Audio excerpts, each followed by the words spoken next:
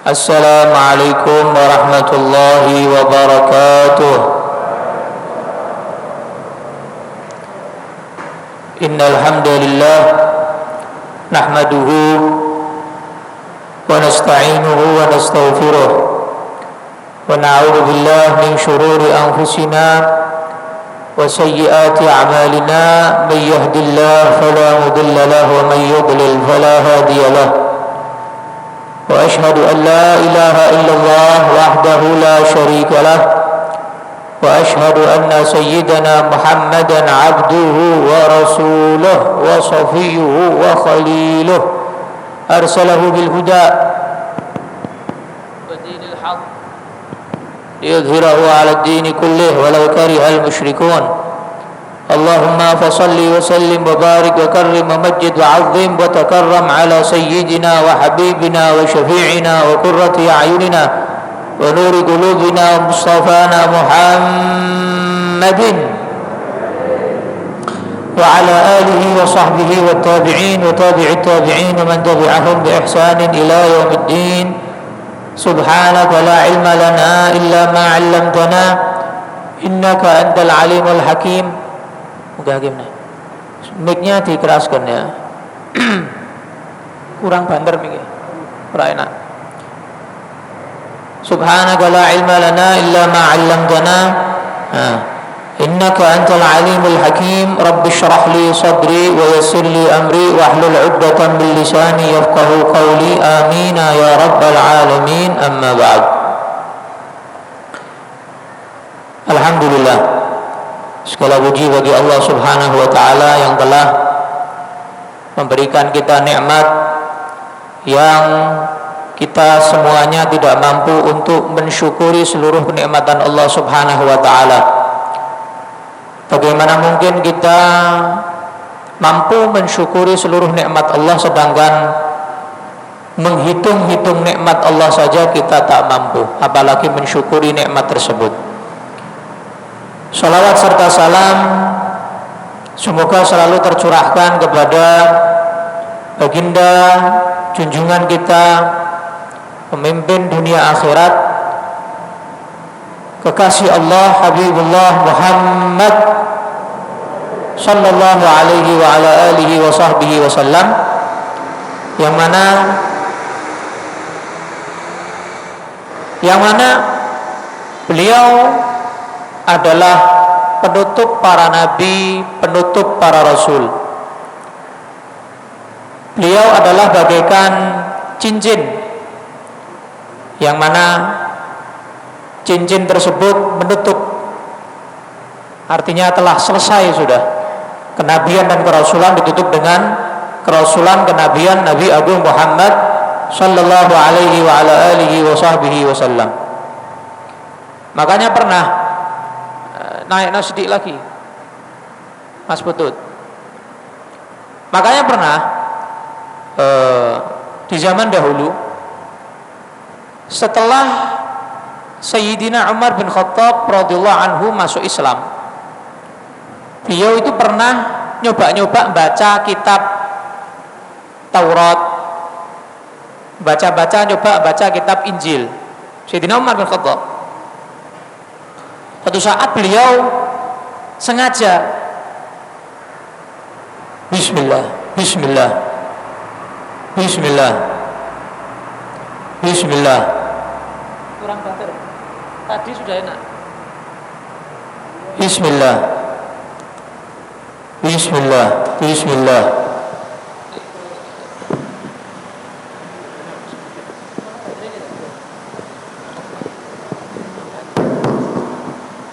Bismillah. Nah, ini loh.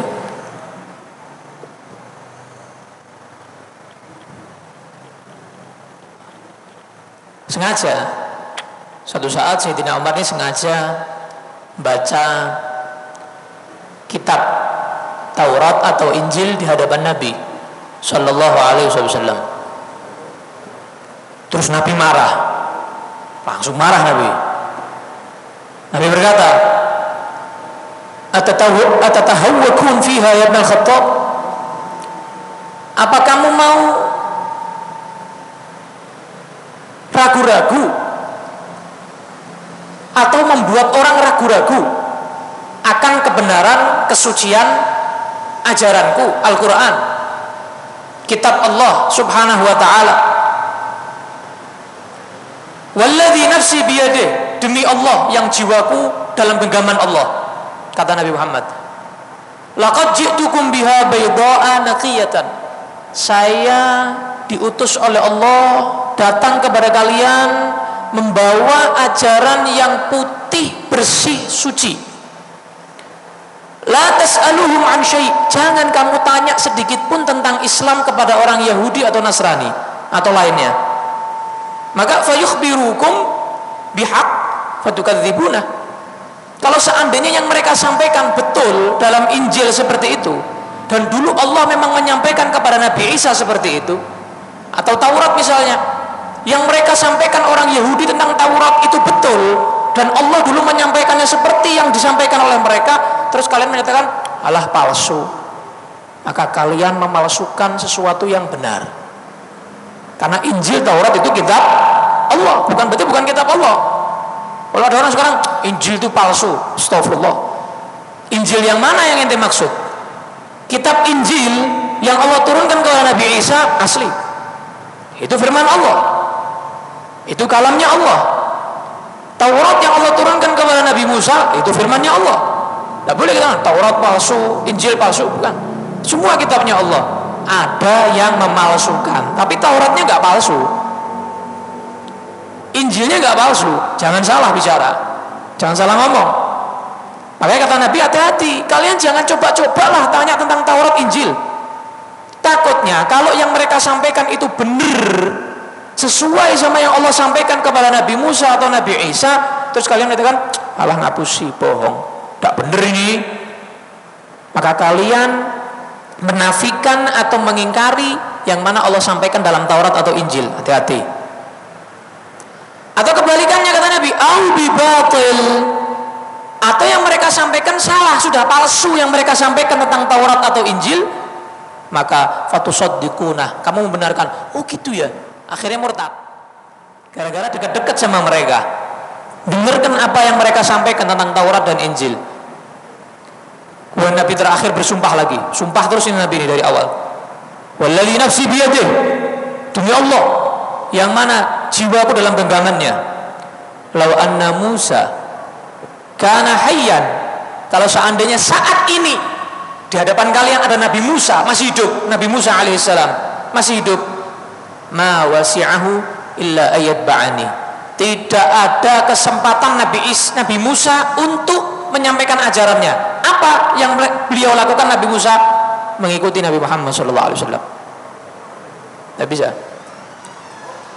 Jadi walaupun Nabi Muhammad menyampaikan, Nabi Musa hidup saat ini, wahai Umar bin Khattab, saat ini ada Musa alaihissalam hidup bersama kita, sama kayak kalian para sahabat, ikutnya ya Al-Quran, ikutnya ya sunnahku, ikutnya ya ajaranku ini.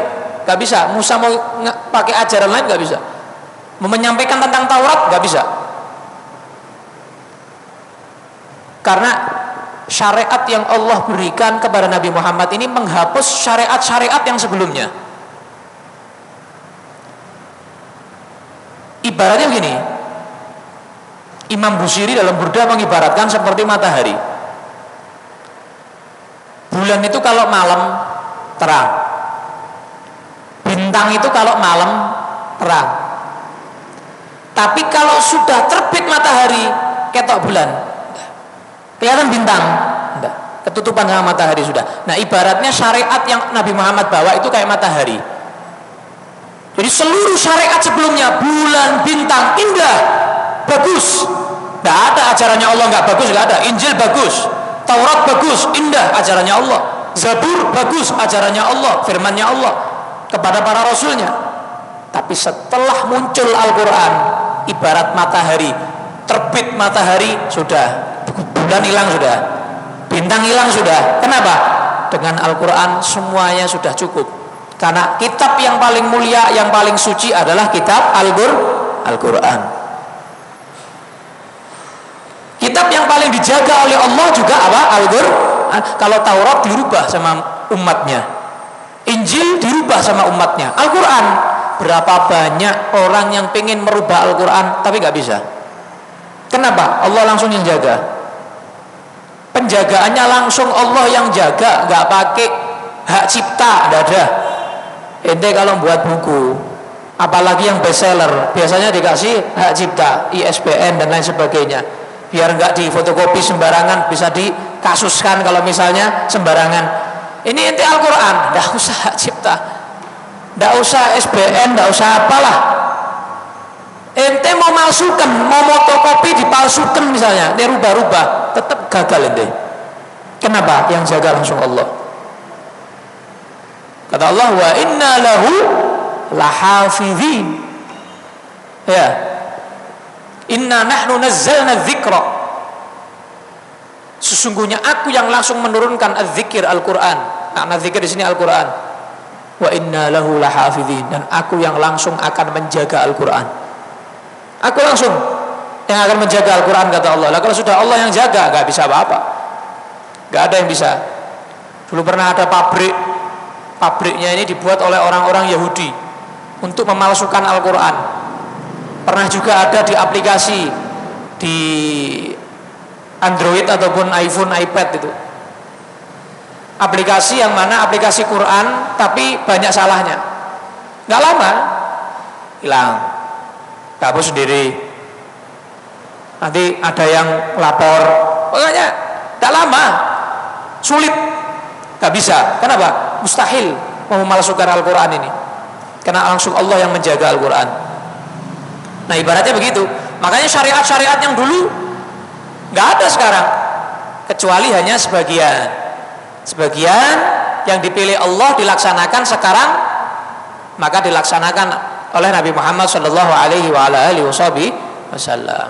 Seperti ajaran Nabi Ibrahim, sampai saat ini sebagian ajaran beliau diajarkan ya lewat Nabi Muhammad SAW. Makanya kita menyatakan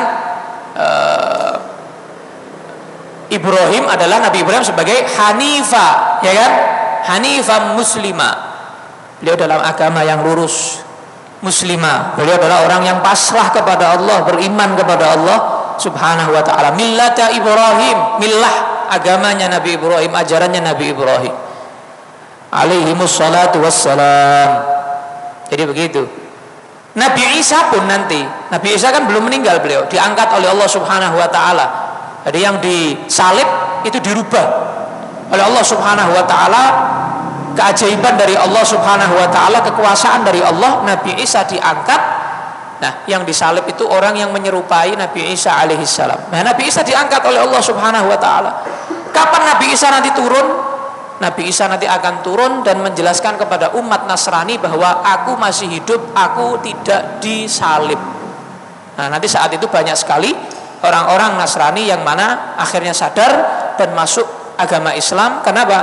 Karena ketemu langsung sama Nabi Isa. Lu urip, lu ternyata masih hidup. Ketemu langsung sama Nabi Isa, langsung ketemu sama Yesus, langsung ketemu sama Nabi Isa langsung. Nah Nabi Isa nanti, apakah Nabi Isa membawa ajaran Injil? Enggak. Nabi Isa tetap membawa ajaran mengajarkan tentang Al-Quran. Nabi Isa menjadi umat Nabi Muhammad sallallahu alaihi wa ala alihi wasallam. Gitu.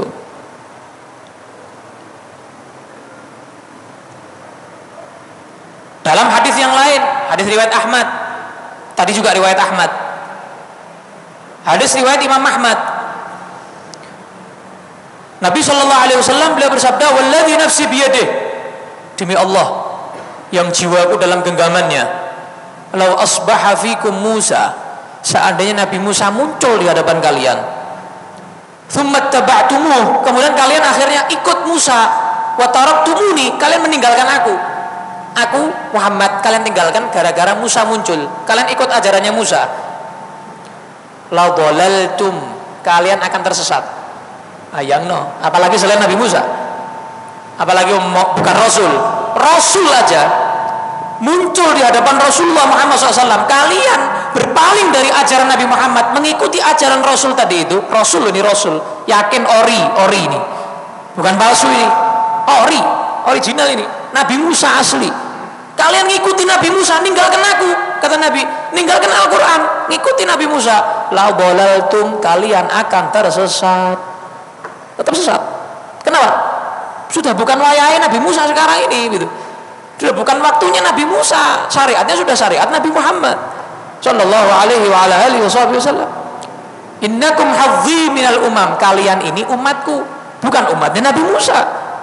Wa ana hadzukum minan nabiyyin, dan aku adalah bagian terbaik, terindah untuk kalian, pemberian Allah terindah untuk kalian, karena aku adalah nabi yang termulia sallallahu alaihi wa ala alihi wasallam. Bayangkan kalian ini lahir langsung jadi umat Nabi Muhammad tanpa minta. Padahal umat Nabi Muhammad ini diangan-angan Nabi Musa pengen jadi kalian. Nabi Musa itu pernah dipamerkan sama Allah, umat yang sangat luar biasa, sifat-sifatnya seperti umat ini.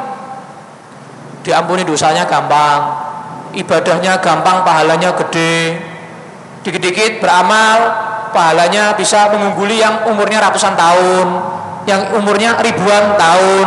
Satu malam bisa lebih baik dari 1000 bulan. Yuk, gampang. Puasa sehari bisa ngampuni dosa 2 tahun. Itu umat Nabi Muhammad itu gampang, wenteng, ajarannya ringan. Nabi Musa sampai, ya Allah, jadikan ini umatku ya Allah. Oh, enggak bisa. Itu umatnya Muhammad itu, bukan umatmu. Baca lagi kemuliaan yang lain. Ya Allah, ini wes, ini yang ini. Berarti itu, yang ini wes ya Allah, buat umatku ini. Enggak bisa. Itu umatnya Muhammad itu.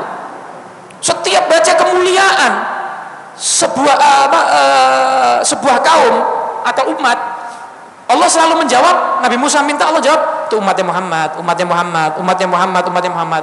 Nabi Musa, ya wes ya Allah, nek gitu saya jadi umatnya Nabi Muhammad wae. Nah kok semuanya umat Muhammad, oh bisa jadikan umatnya Nabi Muhammad aja. Nabi Musa berangan-angan jadi ente, sodrun nih. Pengen jadi ente loh Nabi Musa itu, pengen jadi kalian Nabi Musa. Padahal Nabi Rasul, kalimullah lagi, bisa komunikasi langsung sama Allah, pengen jadi kalian. Akhirnya Allah jawab begini, ketika Nabi Musa pengen jadi kita, umat Nabi, Allah jawab begini, wahai Musa, syukuri apa yang aku berikan kepadamu. Kamu sudah jadikan Rasul, ya sudah, berarti kemuliaanmu jadi Rasul, bukan jadi umat Nabi Muhammad. Yang tak jadikan umat Nabi Muhammad itu kemuliaan khusus bagi mereka tuh, nggak kamu dapatkan itu. Sallallahu alaihi wa ala alihi wasallam wa ala nabiyina wa ala nabiyillah Musa as-salatu wassalam.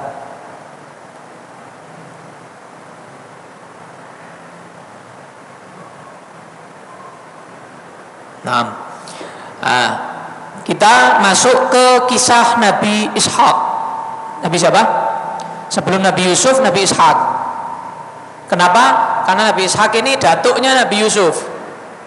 Nabi Yusuf itu Yusuf bin Yakub bin Ishak gitu.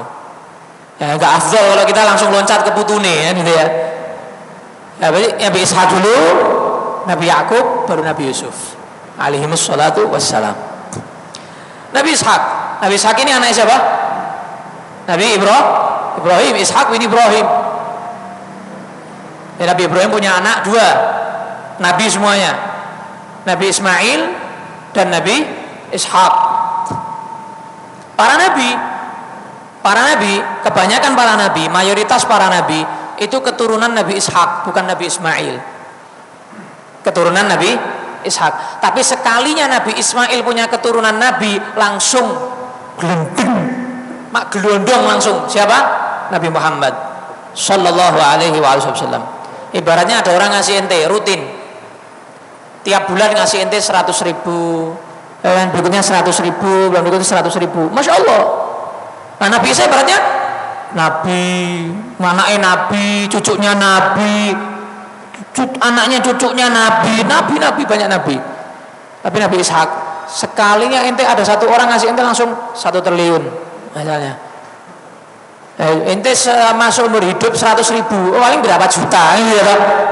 Tapi ente sekali tok dikasih 1 triliun, wah mak gelondong kan begitu ya.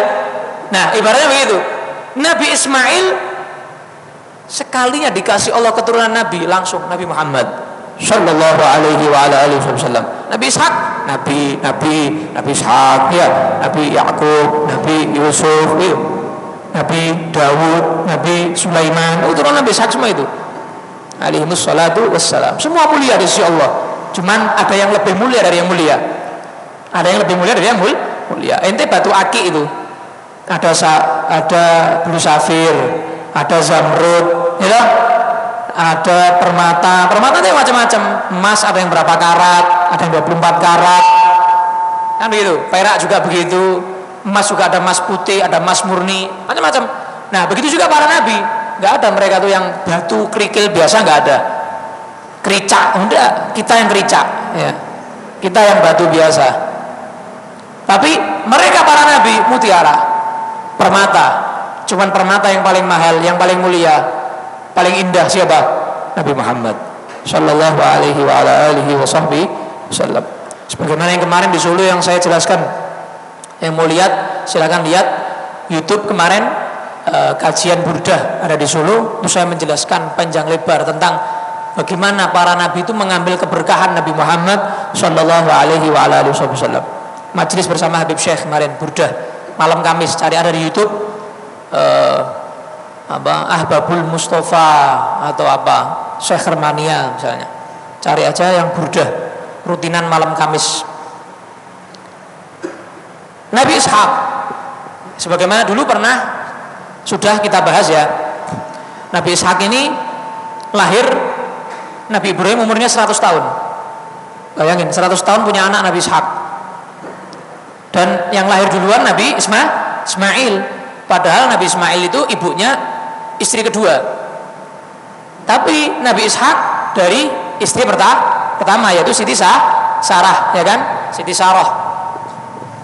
Jadi ibunda Nabi Ishak namanya Sarah. Ibunda Nabi Ismail namanya Hajar. Jadi Siti Hajar sama Siti Sarah. Nah, sedangkan ibunda Nabi Ishak alaihissalam Siti Sarah, ya, hamil Nabi Ishak umurnya 90. Bayangin umur 90 tahun punya anak, hamil. Kalau sekarang itu 30-an aja sudah spiral KB, sudah enggak mau punya anak lagi kan. 37, 38 atau 40 sudah enggak. Ini 90 tahun punya anak. Nabi Ishak alaihissalam.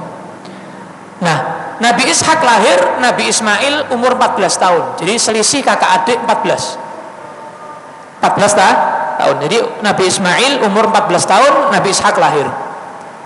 Nabi Ibrahim umur 100, Nabi Ishak lahir. Siti Sarah umur 90, Nabi Ishak lahir. 190, 14. Makanya Nabi Muhammad SAW menyampaikan, Innal Karim, ada orang yang mulia, sesungguhnya ada orang yang mulia. Ibnal Karim, anaknya orang yang mulia. Ibnal Karim, anaknya orang yang mulia. Ibnal Karim, anaknya orang yang mulia. 4 kali. Siapa kata Nabi? Mulia, anaknya mulia, anaknya orang mulia, anaknya orang mulia. Siapa kata Nabi? Yusuf bin Yakub bin Ishak bin Ibrahim. Rantai Nabi ini. Ibaratnya kiai gitu. Kiai gus. Itu ibaratnya. Ya, ibaratnya begitu. Wah, rantai kiai ke gus saja luar biasa sudah gitu. Ini nabi. Wah, luar biasa. Kata Nabi, mulia bin mulia. Siapa? Yusuf bin Yakub bin Ishak bin Ibrahim alaihimus salatu wassalam. Bismillah. Mikir kok balik meneh. Bismillah. Nabi Ishak punya istri.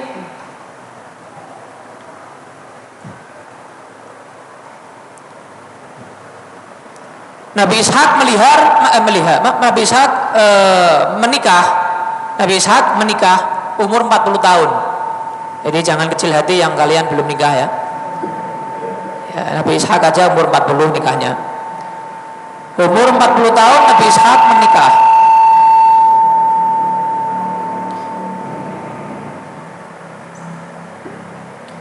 Istrinya namanya Bismillah. Istrinya namanya Rifqa. Nah ini Rifqa, istrinya namanya Rifqa. Nah Siti Rifqa ini itu divonis oleh bidan mandul, tidak punya anak. Tapi Nabi Ishak gak putus asa, doa terus sama Allah Ta'ala biar dikasih anak. Akhirnya Allah kabulkan doa Nabi Ishak, sehingga dari istrinya ini Rifqa memiliki 2 anak, kembar anaknya ini. Jadi kembar 2 lahir langsung.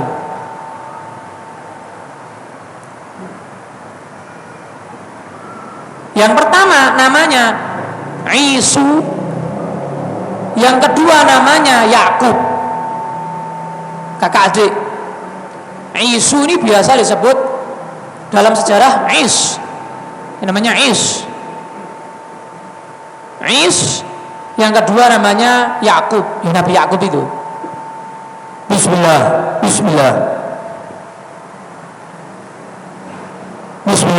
Nah ini loh, jadi rubah-rubahnya.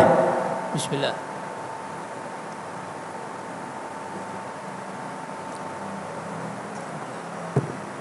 Siapa namanya? Bismillah. Is sama Yakub. Nah, Bani Israel cikal bakalnya dari Nabi Yakub. Bani Israel kan sering kita dengar ceritanya. Nah, Bani Israel itu dari siapa? Keturunan Nabi Yakub. Kembalinya ke Nabi Yakub alaihissalam. Nah, Is itu lebih tua dari Nabi Yakub. Nabi Yakub lebih menyayangi Nabi Ishak lebih menyayangi Nabi Yakub. Kebalik, Nabi Ishak lebih menyayangi Is. Istrinya lebih menyayangi Yakub. Ini beda. Si suami Nabi Ishak lebih menyayangi si Is. Sayang, perhatian banget. Ya dua-duanya diperhatikan, cuman kadang kan lebih condongnya lebih sama anak yang satu daripada yang lain. Nah, ibunya tadi Rifqa tadi, Siti Rifqa lebih sayang sama Nabi Yakub. Suatu saat Nabi Ishak ini sudah tua, matanya sakit, bilang sama anaknya, bilang sama Is. Zaman dulu kalau mau makan itu buru di hutan, ya gak kayak sekarang warung di mana-mana, lesehan di mana-mana, tinggal mampir atau tahlilan datang dapat berkatan, ya kan? Gampang, sekarang makan gampang. Zaman dulu tidak ada. Zaman dulu ente ke hutan, ente buru kelinci, rusa, gitu ya, ayam, itu gitu, nyari di hutan gitu. Ya. Kalau zaman sekarang berburu tuh hobi, bukan kebutuhan ya. Kalau dulu bukan hobi, memang harus begitu. Ente tidak makan ente, kalau nggak makan. Nggak ada kulkas. Sekarang kambing seminggu aja freezer awet, ya kan? Dulu ente nggak ada freezer ente. Mau pakai apa ente? Ya sudah, ente sehari kambing, ya nggak habis ya pakai notonggo, begitu. Tapi besok bau, ya kan? Nah, besok lagi nyari kambing lagi atau buru rusa lagi, begitu. Kalau sekarang ente bisa simpen di freezer, di kulkas, bisa disimpan sama ente. Atau pakai pengawet. Zaman dulu belum ada pengawet. Makanya kanker dulu udah ada ya. Zaman now ini banyak kanker, corona. Nah, akhirnya anaknya yang namanya Is ini suruh berburu.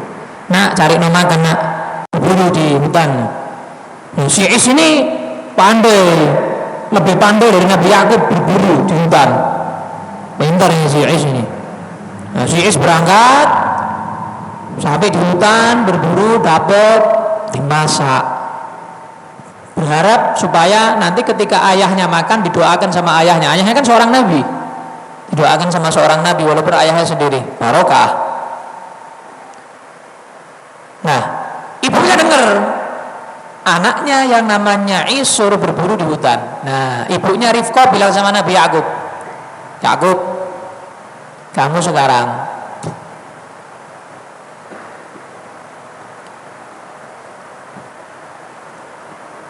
cari kambing, ya, 2, ambil kambing 2, tidak usah ke hutan, kelamaan ke hutan itu, sembelih, masak, kasihkan ke ayah.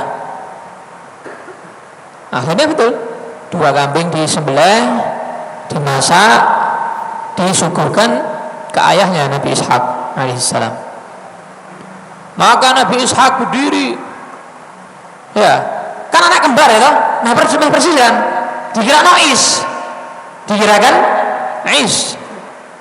dikirakan sudah datang dari berburunya tadi itu, berdiri, dilepaskan jubahnya, dipakaikan jubahnya, dirangkul sama Nabi Ishak ini.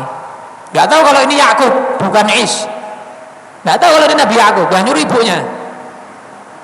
Strategi ibunya ini, skenario ibunya. Maka ketika beliau tanya, ini anakku yang siapa ini? Ini siapa ini? Ya ini anaknya ayah kok. Tanpa nyebut nama. Anaknya ayah masa lupa? Gitu. Anaknya ayah masa lupa ya? Akhirnya dipeluk, dicium. Terus beliau bilang begini, Nabi Ishak, kan matanya sakit. Beliau bilang begini, ini suaranya kayak suara Yakub, tapi tubuhnya Is. Ya anak kembar sama. Akhirnya makan Nabi Ishak, terus kemudian didoakan supaya nanti punya umat, supaya rezekinya banyak, anaknya banyak, doakan banyak, macam-macam didoakan. Akhirnya si Is datang, kesel-kesel dari hutan, berburu, datang, kok sudah makan? Jadi masa ini enak, kok sudah makan? Tanya sama ayahnya, ayah, engkau makan dari mana makanan ini? Kok tiba-tiba sudah ada yang engkau cari tadi? Dari siapa? Dulu tadi kan kamu tuh yang datang tuh. Saya kira kamu tadi yang datang, yang masakan saya. Ada, bukan saya. Ternyata tahu, oh Yakub mendahului saya, Yakub. Adik saya mendahului saya. Akhirnya di situ cemburu ini. Si Is ini cemburu. Akhirnya cemburu, tetap didoakan sama Nabi Ishak, tapi doanya beda sama tadi Nabi Yakub. Didoakan tetap, didoakan bahwa nanti akan punya rezeki tanah banyak besar, banyak di tanah tersebut akan diperbanyak rezekinya dan buah-buahannya, kebun-kebunannya. Makanya Is ini cikal bakal Romawi. Romawi kan gede. Nah, Romawi itu bangsa Romawi keturunannya yang Is ini. Makanya doanya Nabi Ishak apa? Menguasai banyak tempat, terus makmur dengan buah-buahan. Romawi dulu kan terkenal di zaman dahulu, luar biasa, menguasai banyak tempat, kemudian kebun-kebunannya ya luar biasa. Itu cikal bakalnya dari Is ini, Romawi, bangsa Romawi. Maka akhirnya si Is ini pegel sama adiknya ini, pegel, mau ngusir adiknya, pegel ini, mau ngusir adiknya. Dia bukan nabi dia, yang nabi Yakub, tapi belum diangkat jadi nabi ya. Akhirnya diusir.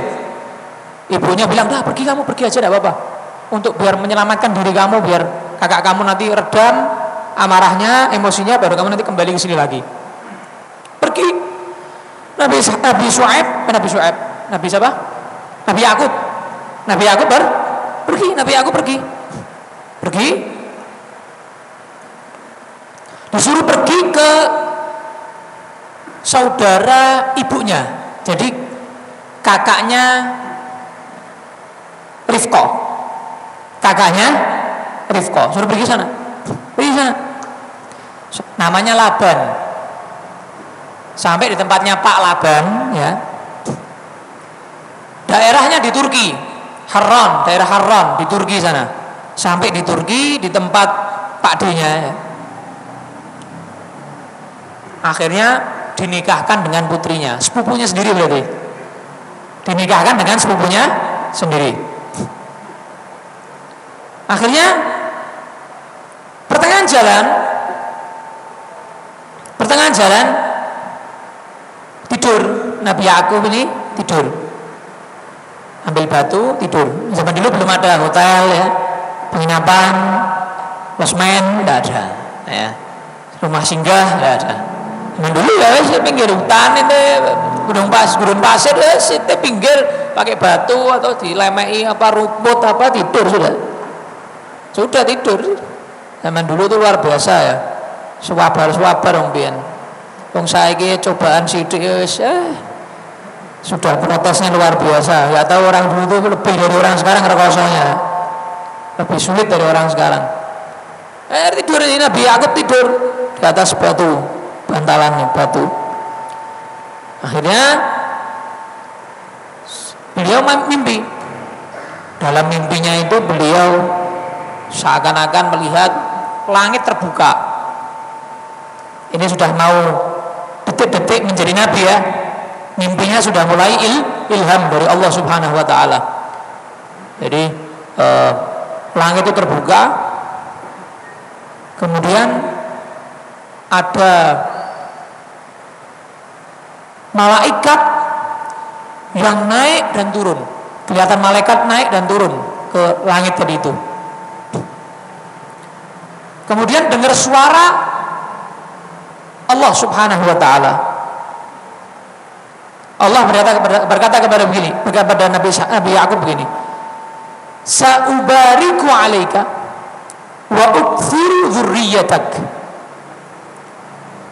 wa aj'alu laka hadhihi al-ard wa li'aqibik min ba'dik." Hei Yakub, kata Allah suara ini, aku akan memberikan keberkahan padamu. Aku akan memperbanyak keturunanmu. Dan aku akan menjadikan tempat ini nanti untuk kamu dan untuk keturunanmu kelak. Kemudian dia bangun. Dapat mimpi itu, dia bangun. Setelah beliau bangun,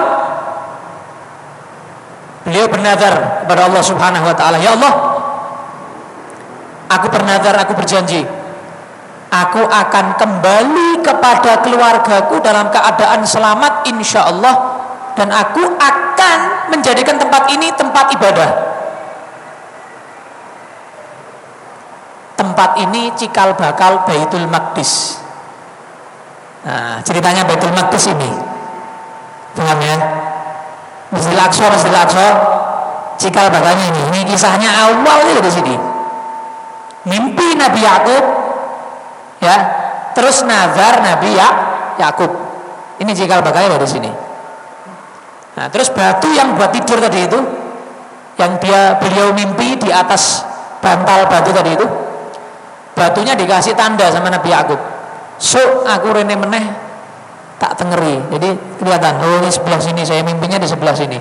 Jadi tempat sini yang saya nazari mau saya bangun untuk tempat ibadah, yaitu Masjidil Aqsa.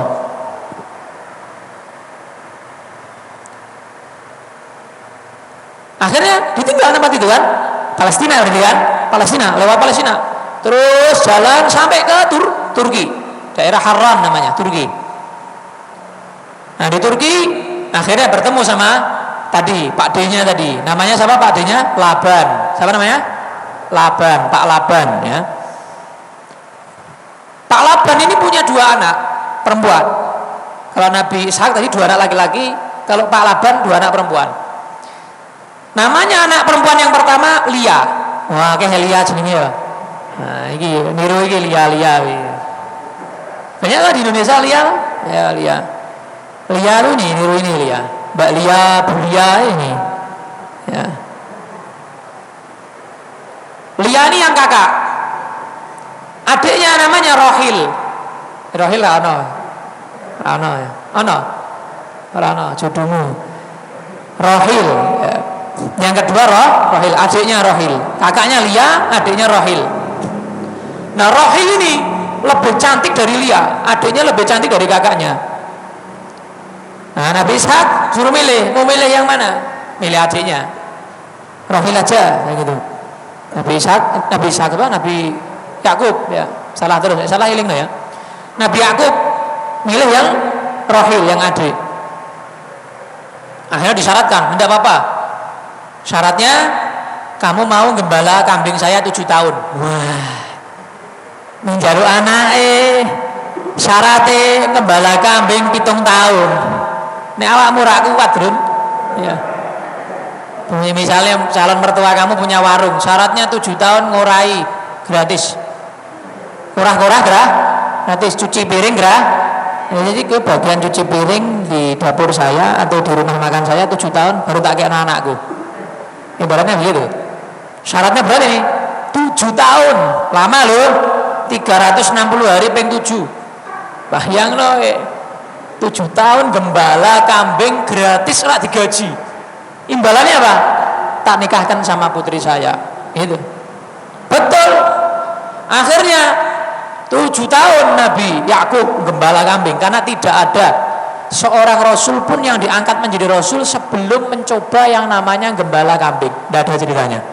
Semua sejarah para rasul sebelum diangkat menjadi rasul oleh Allah dilatih cara gembala kambing. Jadi kalau manusianya nanti model al-wedusu, nanti bisa diarahkan sama rasulnya ini nanti. Karena ada manusia yang modelnya monyet, modelnya anjing, modelnya babi, modelnya wedus, ada. Manusia yang berhati-hati model begitu ada. Yang pikirannya model kayak gitu ada. Contoh, monyet makan enggak? Makan. Manusia? Makan. Monyet minum? Minum. Manusia? Minum. Yang membedakan, makannya monyet, minumnya monyet, makannya manusia, minumnya manusia. Nek monyet ngadeg sambil jalan. Ya kan? Mencolot. Kalau manusia makannya duduk, minumnya duduk. Kalau ada manusia minumnya berdiri, makannya berdiri, berarti berjiwa. Itu yang membedakan. Ya benar? Ya benar? Oh, ora wani ngomong jawab iya. Monyet kencing. Manusia ya kencing, buang air kecil. Nah, kalau monyet kencingnya berdiri. Kalau manusia kencingnya diajari Nabi caranya jongkok. Berarti kalau ada manusia yang kencingnya berdiri, berarti dia kencingnya berjiwa. Monyet. Kencing sembarangan pinggir jalan, buka piur ya. Ono. Teko. Begitu ya. Jadi akhirnya 7 tahun beliau gembala kambing. Nabi Muhammad pun gembala kambing. Nabi Isa gembala kambing. Semua gembala kambing. Kambing ini alat kandanannya angel lah kambing. Ini tidak percaya cobaan. Gembala kambing siji we. Enggak usah 40 wis, siji. Coba aja. Wong kambing ditarik ngeyel, digiring itu mau dikasih makan ngeyel, ya, kambing ngeyelan, ya kayak manusia yang ngeyelan. Jadi kalau ada manusia ngeyelan berarti manusia. Nah, maka setelah 7 tahun sesuai perjanjian dinikahkan, tapi tutupan, anaknya tutupan. Ibaratnya kalau sekarang bercadar. Ternyata ketika dibuka di kamar, lu kok kakaknya? Yang diminta adiknya sama Rohil, lu kok Lia? Lu mbak kok Lia? Ternyata mertuanya menipu. Kenapa? Karena adat zaman dulu itu sewaru kalau adik menikah kakak belum nikah. Ya kayak sekarang kan masih ada itu, dikit-dikit ya. Masih ada itu kan begitu kan? Jadi kayak nggak pas gitu. Adik nikah dulu padahal kakak perempuannya belum nikah. Itu kan masih ada di Jawa sini kan adat-adat begitu masih ada. Nah, ini bukan zaman sekarang. Oh, mulai zaman Nabi Yakub. Ya. Nenek moyangnya Bani Israil sudah ada ini adat seperti ini. Ya. Jadi akhirnya dikasihkan kakaknya Lia. Nah, Nabi Yakub tidak terima, datang ke mertuanya, loh Pak, saya maunya yang adiknya kok dikasih yang kakaknya. Loh ya tidak bisa, saya ngakatkannya yang itu istri kamu. Oh. Ya saya mau nikah lagi sama adiknya. Loh betul ini, karena di zaman Nabi Yakub zaman itu menikah dengan saudara itu halal. Jadi misalnya kakak adik perempuan, loro-loro nih tak kawin, nggak apa itu zaman itu. Zaman sekarang nggak boleh. Makanya dalam Al-Quran, ini Al-Quran ini, perhatikan Al-Quran. Dalam Al-Quran Allah berfirman begini, wa anta jma'u bainal ukhtaini illa ma qad salaf. Dilarang kalian menjadikan satu ranjang atau kamar menikahi saudara kandung kecuali ajaran yang terdahulu itu boleh. Ya ajarannya ini Al-Quran ini enggak ngarang, Nabi Muhammad ngarang ngawur enggak. Halo bismillah Nah ini maknanya yang di dalam Al-Quran Allah menyatakan, menceritakan dulu sempat boleh menikah dengan kakak adik, nikah kabeh. Nah contohnya Nabi Yakub ini yang melaksanakan ajaran ini. Ketika Nabi Yakub ditipu sama mertuanya, ya kakaknya ternyata si Lia, akhirnya ya wes adiknya saya nikah. Oh ya 7 tahun lagi, katanya mertuanya 7 tahun lagi kamu gembala 7 tahun gratis lagi, mau nggak apa-apa. Akhirnya gembala lagi 7 tahun, ya 7 tahun gratis tanpa gaji, tanpa upah. Akhirnya setelah 7 tahun berikutnya sesuai perjanjian dinikahkan dengan adiknya Lia, yaitu yang bernama Rahil, ya, yang bernama Rahil. Akhirnya istrian sak bebojoan sak duluran, ya kan, sak duluran. Ya sepupune antar istri madunya ya kakak adik begitu. Ini zaman dulu ya, nggak bisa ditiru sekarang. Sudah dihapus hukumnya, seperti yang tadi saya sampaikan, banyak hukum-hukum yang zaman dulu dihapus dengan Al-Quran. Nah kemudian si Lia memiliki anak duluan, padahal yang duluan diharapkan dinikahi itu si Rahil, ya kan? Tapi kemudian ketipu si Lia, tapi ternyata subhanallah Lia punya anak duluan.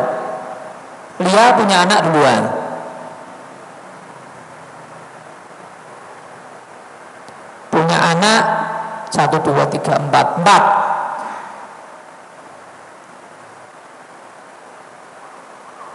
Kemudian cemburu si Rahil, oh saya kok nggak punya anak-anak, nggak hamil. Akhirnya si Rahil menghadiahkan budak perempuannya kepada Nabi Yakub, namanya Balha. Terus hamil akhirnya budak perempuannya, punya anak juga 2. Kemudian Lia nggak terima, punya budak perempuan juga, kasihkan suaminya bisisan genep 4 bojone, ya kan? Pertama kan 2 tadi. Terus si Lia punya budak perempuan, Rahil punya budak perempuan, dikasihkan Nabi Yakub. Punya Lia juga dikasihkan Nabi Yakub, budak perempuannya, hamil juga akhirnya.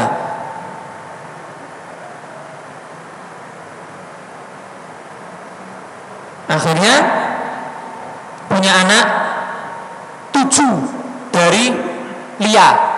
Nabi Yakub punya anak 7 dari siapa? Lia. Nah si Rahil belum punya anak, belum juga punya anak. Terus minta terus sama Allah Ta'ala, minta didoakan sama Nabi Yakub. Akhirnya Nabi Yakub berdoa kepada Allah Ta'ala pengen punya anak dari Rahil. Akhirnya subhanallah berkat sabarnya si Rahil, maka si Rahil hamil akhirnya. Punya anak yang sangat mulia, 1 tapi berbobot. Siapa? Nabi Yusuf alaihissalam. Nabi Yusuf dari Rahil. Itu yang 7 dari Lia, ya.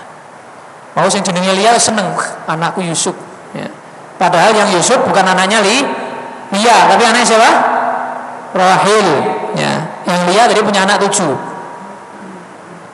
Nah, Nabi Yusuf dari siapa? Halo?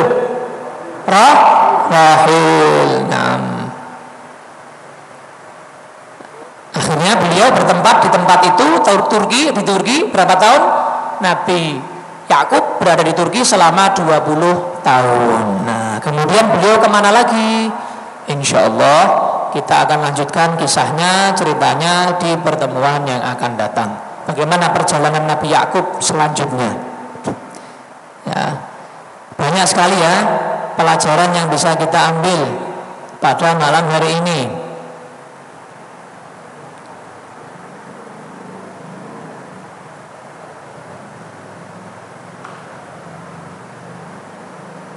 Atau sekalian nih kurang sidik tuh sekalian apa besok?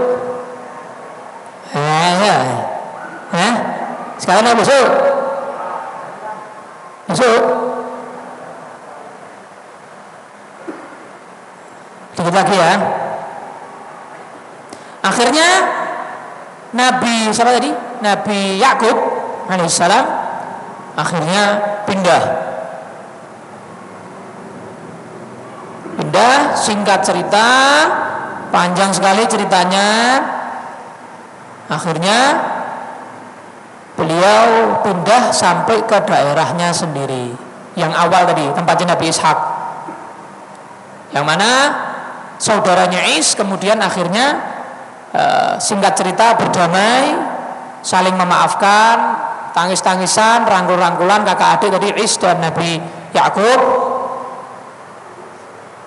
Sehingga akhirnya mereka hidup di situ, dan kemudian Nabi Yakub membangun di tempat yang tadi beliau tidur mimpi itu, membangun tempat ibadah, yaitu adalah cikal bakal Masjidil Aqsa, yang mana Baitul Maqdis itu yang awal didirikan oleh Nabi Yakub itu, kemudian akhirnya direnovasi atau dimegahkan lagi di zaman Nabi Sulaiman alaihissalam. Jadi Nabi Sulaiman itu merenovasi, digagahkan lagi bangunannya, diperbagus lagi bangunan daripada Masjidil Aqsa.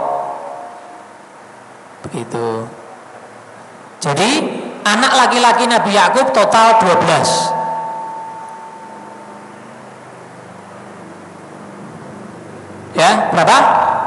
12. Dari Lia berapa tadi? 7, ya kan? 7. Dari Rahil 2, Yusuf sama Benyamin. Pernah dengar Benyamin enggak? Enggak pernah. Jadi Yusuf sama Benyamin. Kalau orang Inggris jenenge Benyamin. Nah. 9 ya. Berarti 7 tambah 2 9. Dari budaknya Rahil 2. Dari budaknya Lia 2. Pas. Ya. Pira mau? 13. Oh, kelebihan 1. Salah ngitung aku.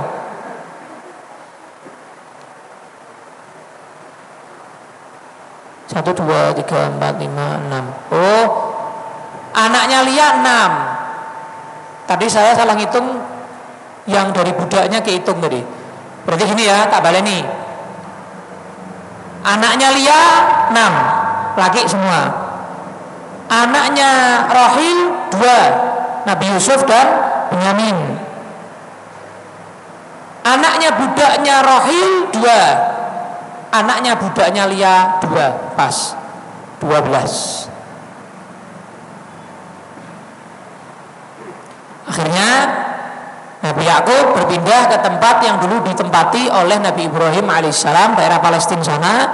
Kemudian Nabi Ishak sakit, ayahnya berarti Nabi Ishak ya, sakit dan meninggal umurnya 180 tahun. Nabi Ishak umurnya 180 tahun. Akhirnya dikubur oleh kedua anaknya, yaitu Is dan Nabi Yakub alaihissalam, bersamaan dengan di dekat daripada nenek moyangnya, leluhurnya, yaitu Nabi Ibrahim. Ayahnya kan, Nabi Ibrahim kan ayahnya kan, Ishak bin siapa? Ishak bin Ibrahim bersama ayahnya langsung. Alaihimus salatu wassalam. Jangan kaget umur 180. Baru-baru ini, tidak lama, bukan zaman para nabi, umat Nabi Muhammad ini. Di Semarang itu di Burkota ada namanya Al-Habib Umar bin Hasan Al-Jufri. Umar bin Hasan Al-Jufri itu datuknya Habib Zain. Habib Zain Jufri yang terkenal. Habib Zain itu kakeknya Habib Hasan Jufri. Hasan bin Abdurrahman bin Zain. Ini Habib Hasan bin Abdurrahman bin Zain. Habib Zain itu punya ayahnya kakeknya. Ayahnya kakeknya itu namanya Umar bin Hasan Al-Jufri. Umar bin Hasan Al-Jufri itu meninggal umurnya 110 tahun. Orang Semarang, meninggal di Burkota. Banyak yang ziarah ke situ di kalangan para habaib ataupun para kiai. Umurnya 110 tahun, jadi jangan kaget. Umat Nabi Muhammad pun yang muammar, istilahnya kalau begitu itu muammar, panjang umur, dikasih panjang umur sama Allah. Di antaranya juga yang nulis kitab Abi Syuja' Al-Ghayah wa Taqrib, matannya Fathul Qorib. Fathul Qorib kan pasti orang yang nyantren pondok pasti belajar yang namanya kitab Fathul Qorib. Fathul Qorib itu kan matannya namanya Al-Ghayah wa Taqrib. Nah, kitab Ghayah wa Taqrib itu yang nulis namanya Imam Abi Syuja'. Imam Abi Syuja' itu umurnya juga 100 ke atas. 100 tahun ke atas. Ketika ditanya, kenapa engkau kok bisa sehat walafiat sampai 100 lebih, mata masih jelas, telinga masih jelas, pendengarannya bisa jalan, bisa semuanya, gerakannya masih jelas. Karena semenjak saya balik tidak pernah saya menggunakan anggota tubuh saya untuk bermaksiat kepada Allah.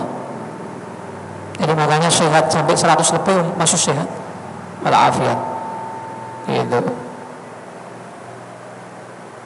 Paham? Habib Abdullah bin Ali Haddad hampir 100 umurnya. Ini enggak sampai 100. Habib Abdullah bin Ali Haddad Sahibur Ratib. Ya, enggak sampai 100, 90-an. Radhiyallahu taala anhum wa ardahum. Insyaallah yang akan datang kita masuk langsung ke kisah Nabi Yusuf alaihi salam. Yusuf bin Ishaq bin Yakub. Kok loncat? Yusuf bin Yakub bin Ishaq bin Ibrahim alaihi salatu wassalam. Ini rantai kenabian ini luar biasa, 4 berturut-turut. Insyaallah besok ya yang akan datang. Allah a'lam bissawab. Allahu a'lam bissawab. Yang bertanya?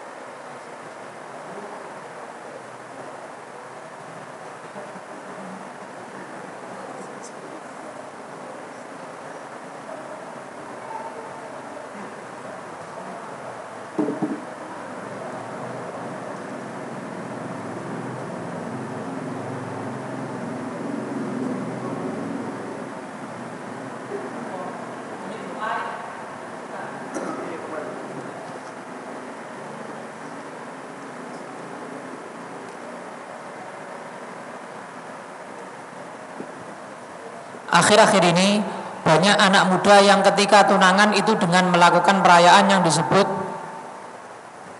DHS. Ya, DHS. Millennial Happy Engagement. Ya, apa itu? Dengan tukar cincin. Hah? Apa sini? Happy Engagement. Ya. Tukar cincin dan mengundang orang banyak. Wah, enggak usah. Hukumnya seperti itu ya, menontonkan. Satu pertama, ya. Banyak madharatnya. Kenapa? Satu pertama, menunjukkan aurat calon istrinya. Ya enggak? Muka umum. Akhirnya kecantikannya dinikmati oleh mata-mata jelalatan. Yang kedua, belum mahram, belum akad kok gandengan tukar cincin, cekel-cekelan, ya, masukkan cincin. Ya. Enggak kena Beb, gini. Pakai sapu tangan Beb misalnya. Alah alasanmu. Ya, itu ya, sentuhan dengan lawan jenis. Belum mahram, belum tentu jadi istri kamu, itu. Berapa banyak orang dari tunangan gagal? Wah, tinggalnya akeh. Ya kan? Yang ketiga tadi campur ya, campur ikhtilat lagi perempuan, itu 3 sudah madorotnya. Ya, yang keempat mana ada ajarannya Nabi begitu? Tidak ada. Ya, yang keempat tidak ada ajaran Nabi seperti itu. Tidak ada hadisnya, tidak ada Qurannya, tidak ada ajaran salaf, tidak ada. Yang kelima itu adalah mengikuti cara-cara orang kafir. Itu cara orang kafir tuh, sebagai orang ulang tahun pakai lilin, tiup lilinnya, tiup lilinnya. Apa no? Bismillahirrahmanirrahim. Kan enak loh. Ya Allah Gusti, daripada nyebul, enak doa. Selamatan, nasi kuning bagi, ya, segoliwat bagi, enak, ya kan? Bagi jajanan, rotinya dibagi-bagi, traktir, ya. Bareng-bareng yuk, nyenengkan anak yatim diajak, panti asuhan sana diajak, yuk makan di sini, warung sini. Nah itu enak itu. Berkah umurnya, tiup lilinnya, apa? Ya. Jadi niru cara orang kafir, tidak usah, ya, tidak usah. Jadi, kata Nabi, la tattabi'anna sanana man kana qablakum. Kalian, kata Nabi, suatu saat di akhir zaman akan mengikuti cara-cara orang-orang sebelum di antara kalian. Shibran bi shibrin, sejengkal demi sejengkal. Wa dhira'an bi dhira'in, sedhira' demi sedhira', sehasta demi sehasta. Bahkan seandainya mereka masuk di dalam lubang biawak, kalian akan masuk, ikut bareng-bareng masuk ke dalam situ. Para sahabat tanya, apakah mereka Yahudi Nasrani Nabi? Terus apa lagi bukan mereka, kata Nabi? Yaitu mereka, kata Nabi. Nah, sekarang banyak orang mengikuti trennya mereka, caranya mereka. Jadi diantaranya happy, mau, ya. Jadi ngikuti caranya mereka. Ada Islam mulai dulu happy, no. Tidak ada.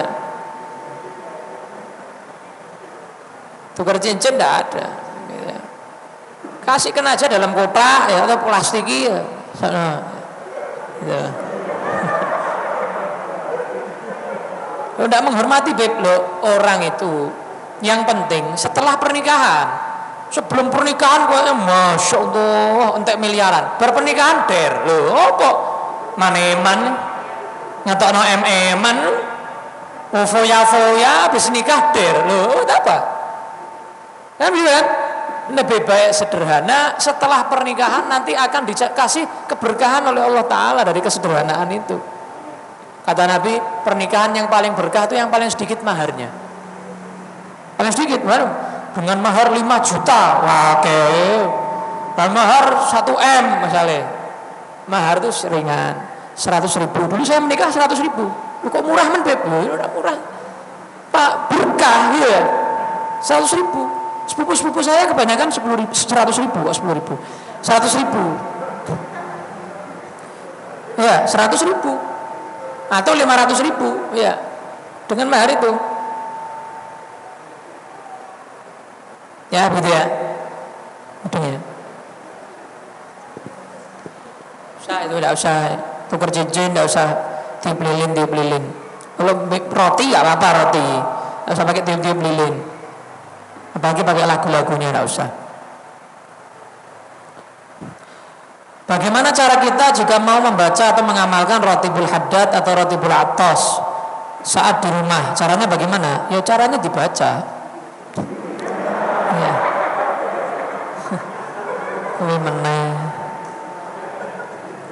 Wirid Ratib yang dari Thariqah Alawiyah itu bebas tanpa ijazah, boleh diamalkan. Berbeda kalau dari thariqah yang lain mungkin perlu dengan ijazah. Tapi kalau dari thariqah Alawiyah sudah diajarkan dalam thariqah Alawiyah bahwa pagi bacanya ini, siang bacanya ini, sore bacanya ini, malam bacanya ini, itu berarti sudah boleh diamalkan bebas. Ya, bebas, tanpa baiat, tanpa ijazah, bebas diamalkan. Bebas diamalkan, silahkan amalkan, istiqomahkan. Nah, cuman kalau dengan ijazah itu lebih mengikat. Maksudnya gimana? Kalau kamu nggak pakai ijazah, mungkin kamu bisa kadang baca, kadang enggak. Ratib haddad misalnya, kamu belum punya ijazah ratib haddad dari guru kamu. Ya kadang kamu baca, kadang kamu enggak. Masih bisa begitu, mungkin begitu. Tapi kalau kamu sudah dapat ijazah ratib haddad nggak baca, hati-hati. Sudah ada ikatan kamu. Ibarat begini, kamu sudah ada kontrak kerja sama perusahaan A. Kamu nggak masuk kerja, bisa di PHK, bisa dipecat, nggak diterima lagi. Nama kamu jelek, nggak punya nama baik, tercemar nama kamu. Begitu juga, kalau kamu sudah dapat ijazah wirid, tekuni, jangan ditinggalkan. Kenapa? Bahaya. Ibarat tadi itu, sudah punya kontrak kerja kamu sama wirid tersebut. Sampai kamu mati baca itu wirid. Karena kamu sudah siap apa? Ijazahkan kepada saya. Kata saya awalnya ngono, nyuwun ijazahipun. Tapi berarti ijazahi ora diistiqomahi. Lah percuma. Gitu ya. Apakah boleh dan pantas azan dilantunkan dengan irama Jawa? Nggak usah, irama Arab, nah, itu bahasa Arab. Begitu juga Al-Quran ya, nggak usah pakai langgam Jawa, Arab. Bagaimana Arab? Begitu sudah. Bagaimana, apa hukumnya menyimpan tali pusar? Ya dianjurkan. Ya dianjurkan, itu buang tengah jalan medeni kan. Ya hari-hari itu dikubur, ya kan? Dikubur, dibungkus, dikubur gitu. Dianjurkan, ya di samping lebih tertutup, ya kan, tersimpan. Juga itu kan bagian daripada kamu, ya kenang-kenangan lah ya. Ya, kowe tahun yang perut ibumu kan gitu kan. Kamu pernah punya hari-hari kan kenang-kenangan juga disimpan. Jangan dibuang sembarangan. Buang sampah, hari-hari dibuang sampah, kamu tidak menghargai. Gitu. Nah, kamu ketika dalam kandungan ibu kamu dari mana kamu asupan gizinya? Kan suka kuil. Kan gitu kan? Tali pusarnya yang menghubungkan kamu sama ibu kamu kan dari situ. Kok kamu gak menghargai pemberian Allah Subhanahu wa taala, buang sampah. Ya, dikubur, dihormati. Sama kalian kalau gunting kuku, rambut, sunnahnya bagaimana? Dikubur. Ya, kuku buang ke WC. Dimasukkan WC disentor. Duh, itu kuku. Ente enggak punya kuku sakit enggak? Sakit enggak? Ente kukumu mbok dijabut ya. Sakit enggak? Kamu dikasih nikmat Allah kuku, enggak kamu syukuri. Kadang dengan cara-cara remeh, ringan itu Allah sudah nganggap syukurnya kamu. Nah, kuku dibuang sampah, kuku dibuang WC, itu tidak menghormati pemberian Allah kamu itu. Saya untung dikai kuku awakmu. Enggak punya kuku sakit ya, Bu. Enggak bisa apa-apa kamu. Ya enggak? Bisa apa-apa. Orang coba manusia, ya wis kurangi kukune tok wis. Angel wis to. Angel. Jempolnya dadi misalnya, jadi telunjuk. Enggak ada jempol gini misalnya. Jadi ngene kabeh. Iso. Kowe nyekelmu piye? Enggak bisa. Semua pemberian Allah, ciptaan Allah itu ahsani taqwim. Laqad khalaqnal insana fi ahsani taqwim. Sudah yang paling ajib, sudah paling istimewa, sudah tidak ada lagi yang di atas ciptaan Allah. Jadi dianjurkan untuk disimpan itu hari-hari itu, simpan, bukan disimpan di lemari ya, di kubur ya. Bolehkah setelah sholat sunnah qobliyah sambil menunggu waktu sholat melakukan sunnah yang lain, misal sholat hajat? Boleh, kalau apa ya, tidak ada masalah. Setelah qobliyah sholat sunnah yang lain boleh, tidak ada masalah. Ya. Terus ini ada doa terakhir. Habib mohon doanya saya agar Allah segera memberikan keturunan anak yang soleh solehah, karena sudah lama menikah belum karuniai amanah seorang anak. Semoga Allah berikan kesehatan selalu kepada Habib. Amin.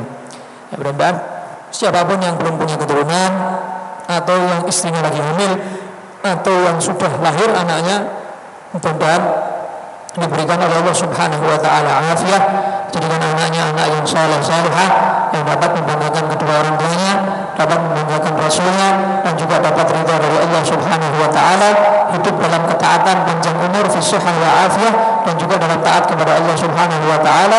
Ila hadratin Nabi Muhammad sallallahu alaihi wasallam. Al-Fatihah.